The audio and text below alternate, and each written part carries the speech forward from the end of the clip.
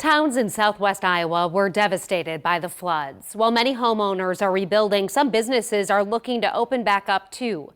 Reporter Phil Bergman went down to Hamburg to check on a staple in the community since the early 20th century. What was once a hustling and bustling main strip here in downtown Hamburg feels a little bit like a ghost town. Right now, only 2 stores are currently open downtown following the flooding 4 months ago. But one business here is looking to bring a little bit of light back into a community hit so hard here in southwest Iowa. This is the heart and soul, one of the oldest buildings here in town that's still up and going. On Main Street in Hamburg sits the quaint Colonial Theatre. There's a lot of people that, plan their weekends around the theater. They go on certain nights. And it's their staple. It's their Friday night thing. We only charge $2. You can get the candy, the popcorn, pop, and admission all under $10. Can't do that in big cities. In March, flooding gutted the theater. Its remains thrown out onto the streets. The water got right to here. Suffering more than $100,000 in damages, the evening escape for the community is gone. I mean, it's not just a movie theater.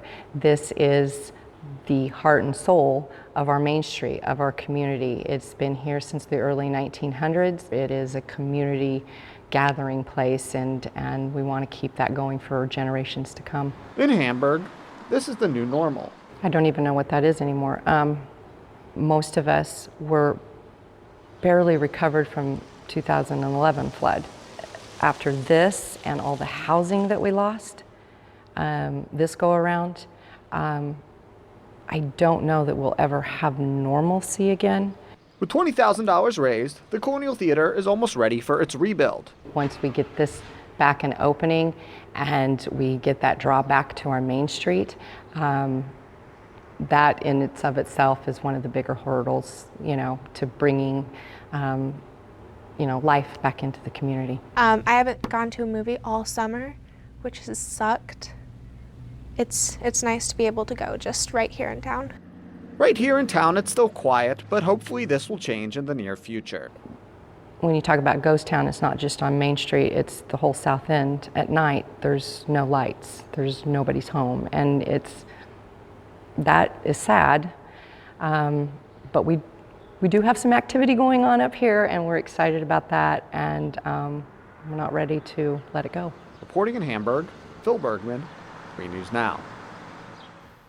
The goal is to have that theater back open by September 7th. That's the day of Hamburg's annual Popcorn Day celebration. Phil joins me now to talk more about this story. So September 7th, from what you saw, do you think that sounds possible? They'll make that happen? Yeah, there's still a lot of work to be done, but they've got a big donation coming in recently. They're almost at their goal of $25,000, which is what they need. They're at $20,000.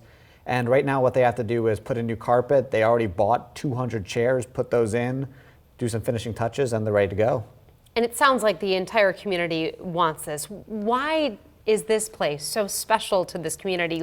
What does it mean to them? We could see it in their eyes, on their faces when they talk about it. So that's a two-pronged answer. The first part is that this has been there, as she told us, since the early 1900s.